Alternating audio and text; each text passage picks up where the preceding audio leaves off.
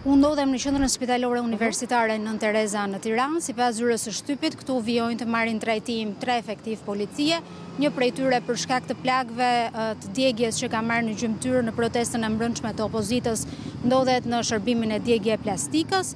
2 të tjerë janë në shërbimin e toksikologjisë për shkak të problemeve në rrugët e frymarrjes.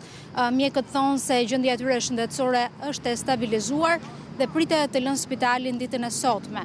Ndërkohë, në spitalin e traumës, po vijon të marrë trajtim një qytetar, mjekët thonë se ai ndodhet jashtë rrezikut për jetën, sipas informacioneve zyrtare nga Ministria e Shëndetësisë gjatë orëve të mbrëmshme, kur po zhvillohej dhe protesta e opozitës në bulevard, në spitalin universitar Nën Tereza dhe në spitalin e traumës janë paraqitur dhe kanë kërkuar ndihmën e mjekëve 21 persona, 19 prej tyre kanë qenë efektiv policie, një ka qenë qytetar dhe një tjetër deputet i Partisë Demokratike Nallbati.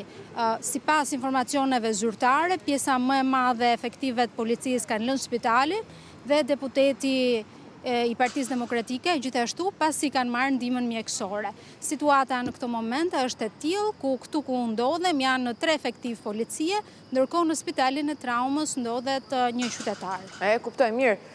Hagena, faleminderit për këtë raportim. Kalojmë tjera zhvillime.